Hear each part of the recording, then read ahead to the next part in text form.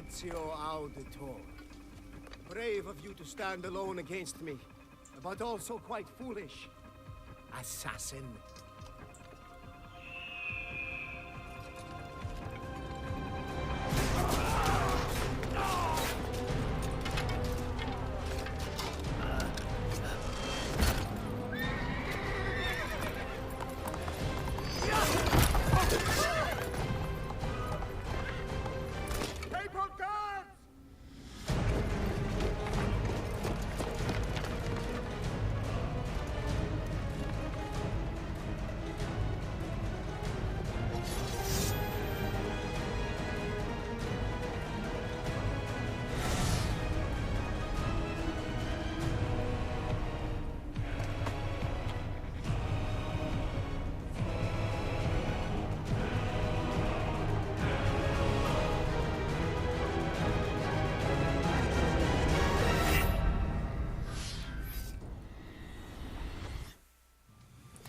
Welcome everyone to Assassin's Creed Brotherhood, and I just want to start off by saying I know this is an old game, especially for the time that I'm playing it.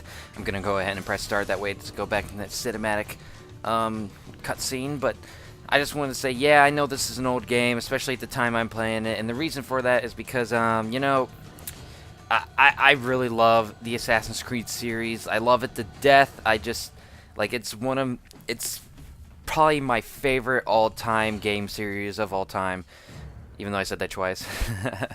But anyway, yeah, it's my favorite, and I've always wanted to do walkthroughs for them, each and every one of them, because I've always been a big fan, and I'm trying to get some hype up for the game that is coming out this year, so I figured, why not? I'll go back, I'll go through and play all of them, and I'll just have a blast playing them, and for the first time ever I'll be able to make videos and a walkthrough for them, and I've always wanted to do that. So I've been going through, starting from the first game. I've already done a walkthrough for the first and second game, and now I'm onto the third, Brotherhood, and this one is awesome as well.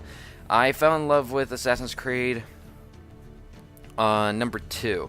But this one is just awesome as well, and I just love every Assassin's Creed just because it's Assassin's Creed. I mean, I'm critical of a few, but I'll always love the Assassin's Creed series. I love the story, I love the whole concept of the Assassins versus Templars. It's one of my favorite concepts in games ever, and I always have a blast playing these. Now, I'll be doing a 100% walkthrough, and that involves both the main story, the original game, and the DLC, so you'll be expecting me doing both of those. I'll be doing everything 100%. I'll try to get 100% synchronization. I'll try to find anything that's hidden, and I'll just be doing everything that there is possible. So it's going to be a very, very long walkthrough, just like it is for any game that you decide to do 100% on. And this game will probably be one of my longest so far. I'm not exactly sure. It might not be, depending. But I don't know how long it's going to take me, but I'm definitely going to have a blast playing this. And if you guys enjoy watching me play this, just maybe for nostalgic reasons, or you want to get caught up in what happened in the old games, then you'll definitely find that here. You'll definitely find the main story. You'll find everything there is to this game, and you should expect me doing this with the other ones as well.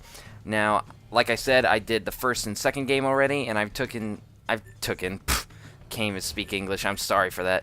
I have taken, sorry, did not pass English, but I have taken my time off from playing the Assassin's Creed game. I've played 1 and 2, and I was like, you know, I might as well take a little bit of a break. I was kind of like wanting to jump into this immediately, but I got busy and just lacked time, so I decided to play some shorter games just because, like, I had the time to just beat them faster. So, but I feel like I've taken a long enough break, and I'm just back into this. So you'll probably see more of these videos, and you'll see me probably uploading more like Assassin's Creed videos than usual.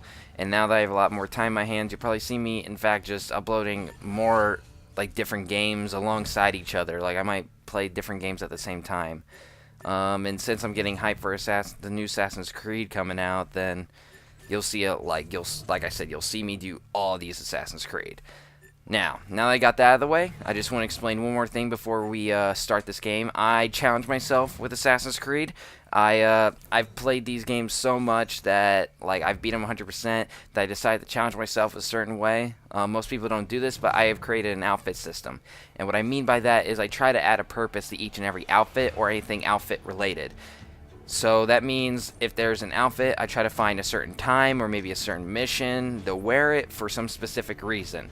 Like maybe a dye has a certain name that applies to the mission I'm playing or the part of the game I'm playing. It's just, I just made it just because, you know, I beat this game so many times. I just want something new and unique and interesting, and it's just a unique way that I like to play. So, and it adds a purpose to each of every one of the outfits. So I've made a system.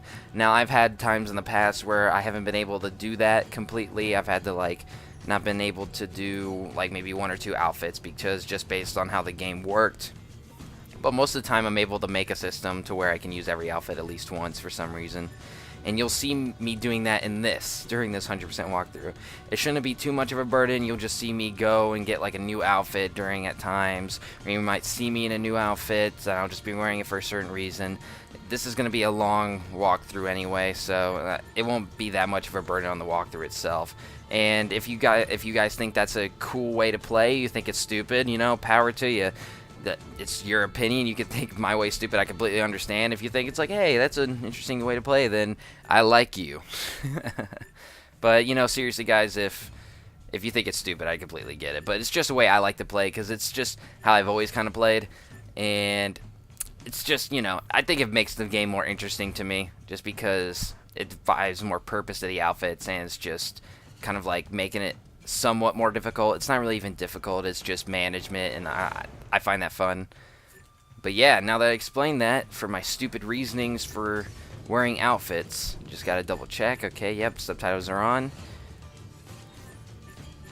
And I do have the Uplay content, so you'll be seeing me have those as well. So I'll have Uplay and DLC.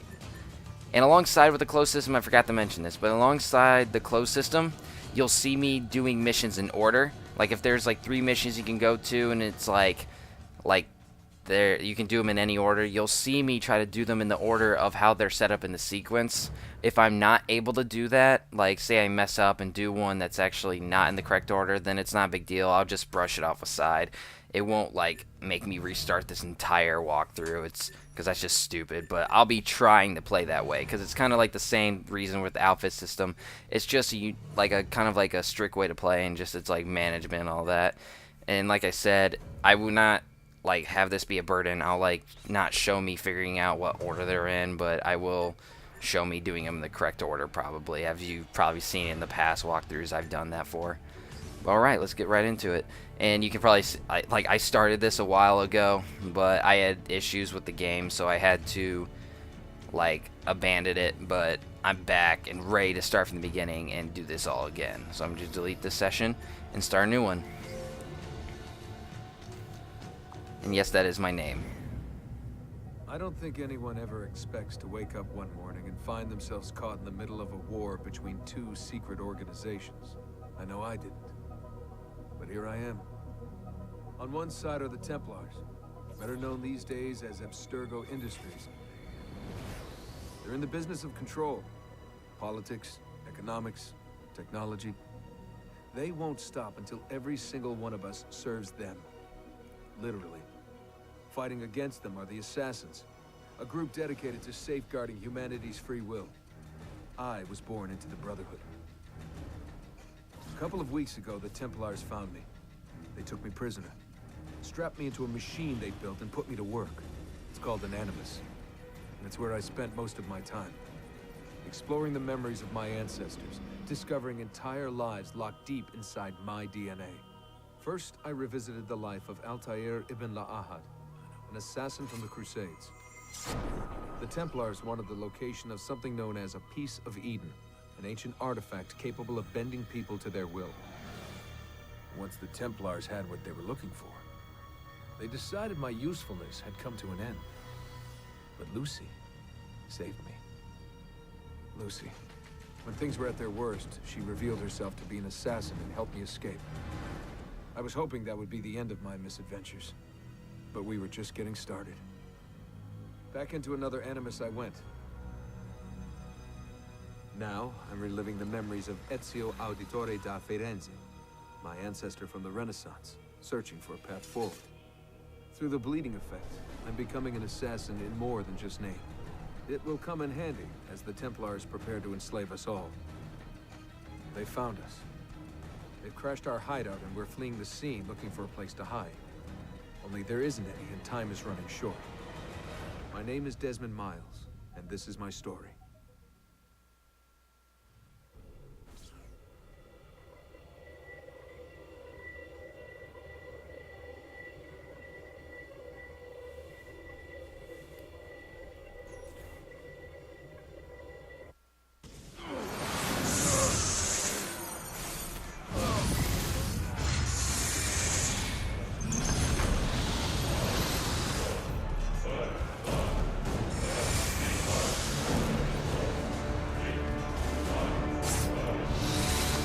How did you find me?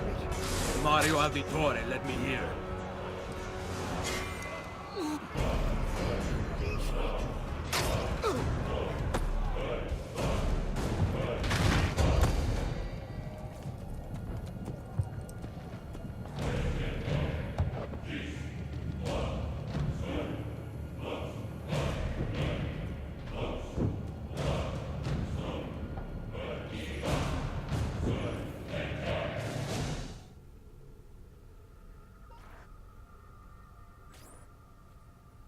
Rebecca? What's going on? I have to run some diagnostics. I'll get back to you.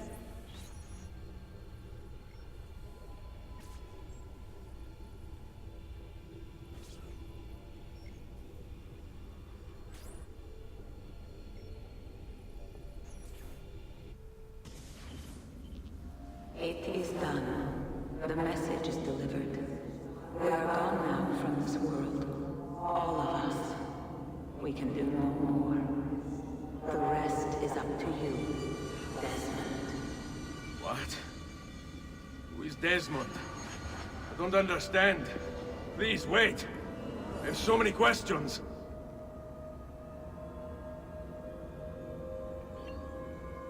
Il Vaticano, December 1499.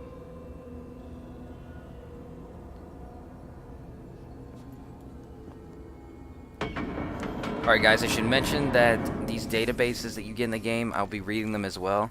And I know some of you might not like that, but I'll just encourage you to skip ahead after I get done reading each of them, because I like to read them, and because I think they have some interesting stuff in them, and sometimes it's funny, sometimes it's just interesting facts, and it's just something I like to read. So I'll be trying to read all of them. If I miss one or two, it's not a big deal. But if you would like to hear what they're inside of them, then I'll be reading them for your enjoyment. Man, I cannot talk today. I'm sorry, guys. But enjoyment. But if you don't want to listen to it, then feel free to skip ahead. I completely understand. Alright, but let's start off by reading about Ezio Auditore. The date of birth, 1459. Profession, assassin. Well, this experience has been quite the education. Although there's nothing in the history books following Ezio's disappearance from Florence as a teenager after the execution of his father and brothers, we now know that he fled with his mother Maria and sister Claudia to his uncle Mario's Tuscan villa. Trained there as an assassin, he prepared to hunt down the Templars, the men behind the execution, and hunt them he did, killing them one by one until he reached their leader, Rodrigo Borgia. With the help of his uncle and the other assassins, he discovered Rodrigo's plan to open an ancient vault beneath the Vatican, supposedly leading to God himself. Ezio defeated Rodrigo, entered the vault alone, and communed with the projection of Minerva, a member of an ancient race that existed before humans. This all sounds very far-fetched when I write it out like that, now doesn't it? Fortunately, we have the Animus records to prove it, so we didn't dream it or anything, unless we're all in a dream right now. So, yeah, Sean writes these. The character Sean writes these, and that's why I find him interesting, because you can definitely tell it's him writing it just by, like, what it says. But, you know, I find those interesting, so I like to read them. And if I mispronounce any names, I'm sorry, but there's a lot of, like, Renaissance, Italian names, and it's going to be a pain.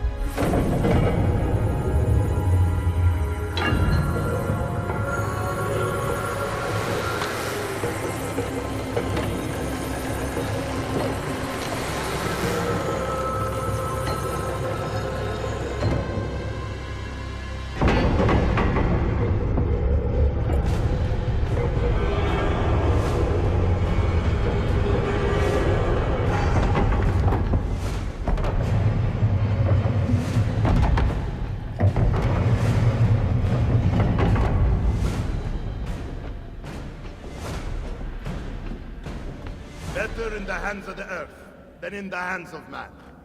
Uncle. What can I say? We sent a single man against an entire army. I was worried. Quick, climb up. We have to get out of here. Yeah, I'm just gonna... It's just a guarantee that I'm gonna mispronounce it. Ooh, Eagle Vision.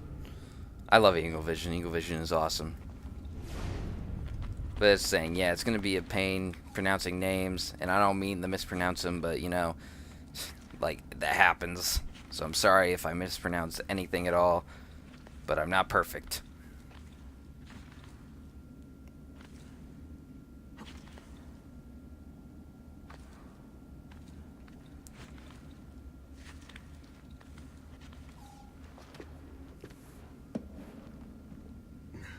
You would not believe the things I have seen, Mario. Then be sure to stay alive that I might hear of them. I expect opposition. And I expect the Borgia to mourn the loss of many lives tonight. Mario Auditore. Mario Auditore. Date of birth, 1434. Profession, condottiero. Like I said, I'm going to mispronounce a bunch of shit. Noble. One of several important condottieri patrolling the Tuscan countryside, Mario Auditore was a born leader. He began his military career at 6 years old when he played a significant role in the Florentine and Milanese conflict at the Battle of Arghigari. While on an expedition to Monterchi, I'm sorry guys, with his father, he alerted the Florentine general Micheletto Attadolo to the appearance of several dust clouds over the road, which signaled a surprise advance by Milanese troops. Thanks to Mario, the Milanese attack was foiled and the Florentines won the battle. Although Mario sided with Florence during Arghigari, for most of his career he defended the interests of his hometown Monteriggioni, derailing Florentine attempts to seize Tuscan territory. While Mario's younger brother Giovanni moved to Florence in 1554 to pursue a career in banking, Mario stayed at the family's villa in Monteriggioni, stating in a letter to Giovanni that he preferred fighting like a man to filling out balance sheets. After Giovanni's death, Mario brought Ezio, Claudia, and Maria to the family villa and taught Ezio about the conflict between the Assassins and Templars. Ever since, Ezio and his uncle have been inseparable.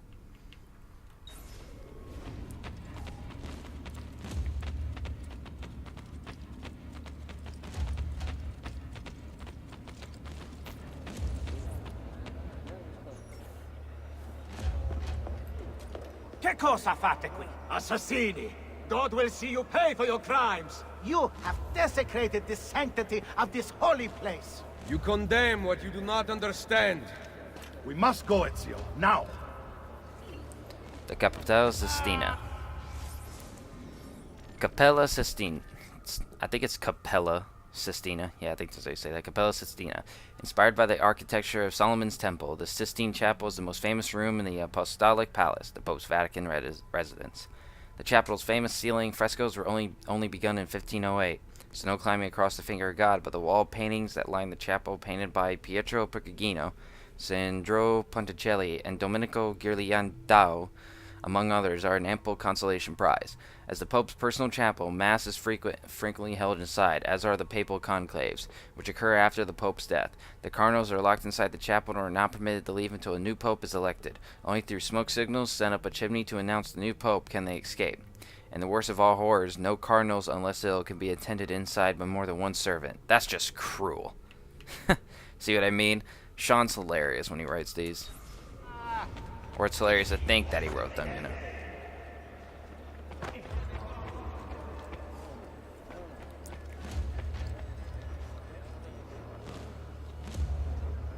Come on, Mario, let's go.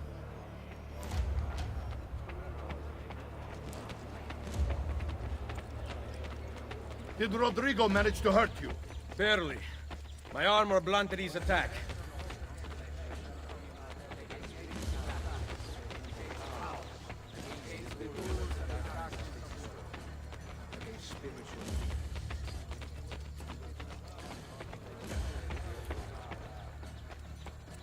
Be ready to fight.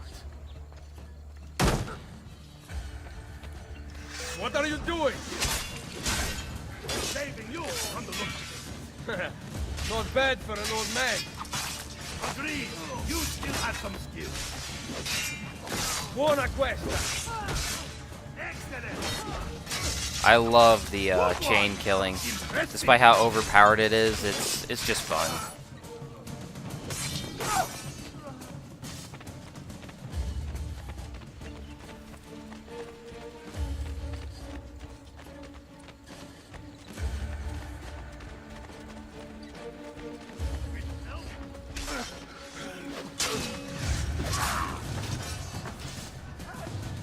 No, I didn't want to pick up the body.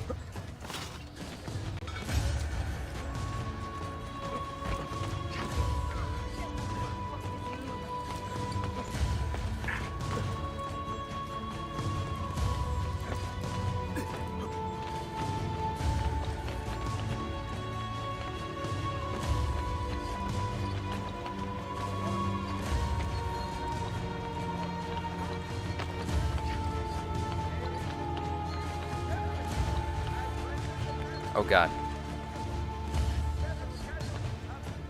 There we go. Get him!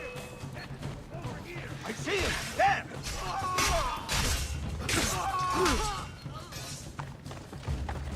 Go! Go!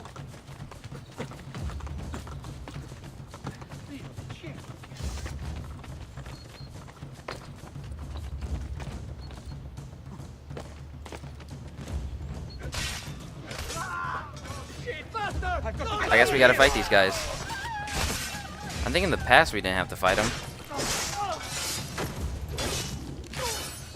Well, he just started running. I thought we were supposed to just run. Oh well. Doesn't really matter at this point, so you just keep following.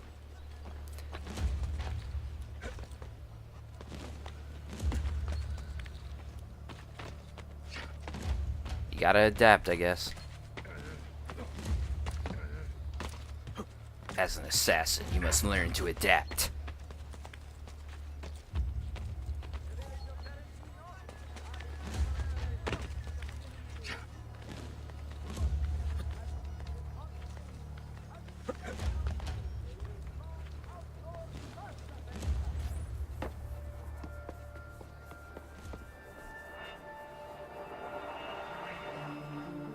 This decision is yours alone to make.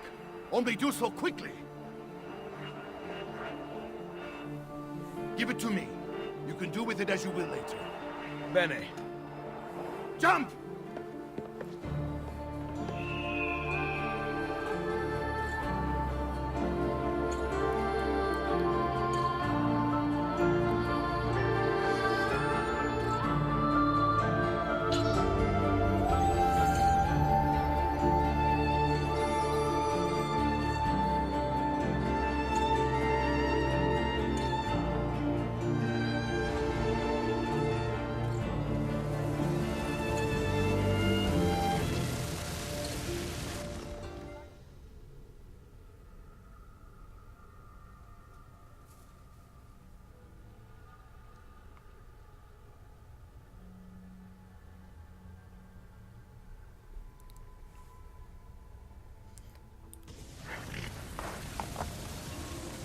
Montetary Joni, January 1500.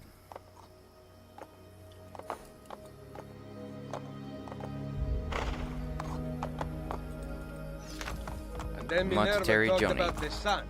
Sorry, they cut off his dialogue. We'll read this very quickly first. Montetary Joni. Built in the 13th century by the overlords of Siena, Montetary Joni was actively involved in the defense of Tuscany against Florentine attempts to gain more territory.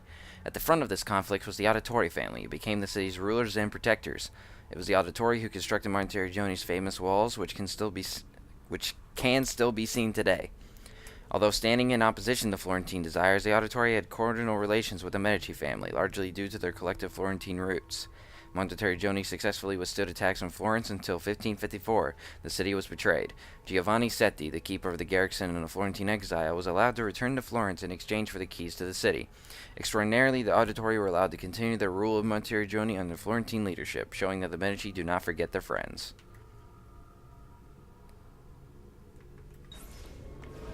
She told of a disaster that occurred long ago, and another that is coming. Sometime far in the future, Vero. Then we need not worry about it. See. Perhaps our work is finished. Would that be so bad? Oh, what's that?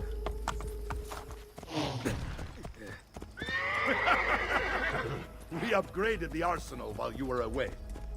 Ah, and it is now customary for you to fire cannonballs at visitors. My apologies. We only installed them a few days ago. My men are still being trained in their use.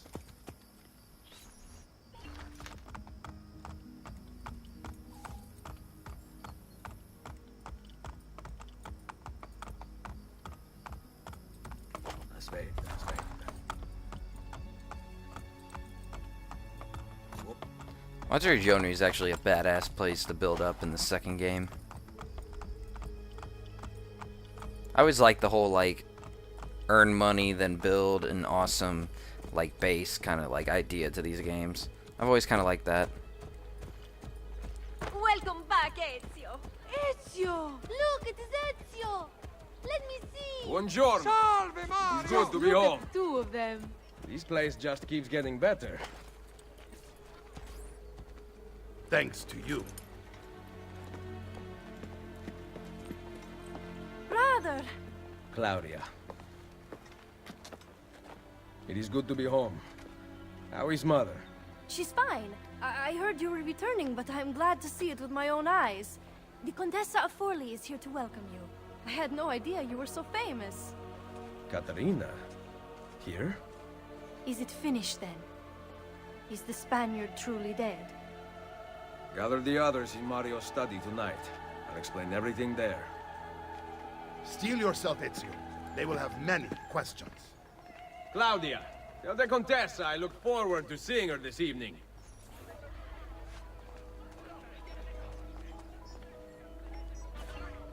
Claudia Auditore. Claudia Auditore, date of birth 1461, profession noble. The third child of Giovanni and Maria Auditore and the first girl in the family. Claudia lived a privileged childhood in Florence high society. After the murder of Giovanni and her two brothers, all that changed.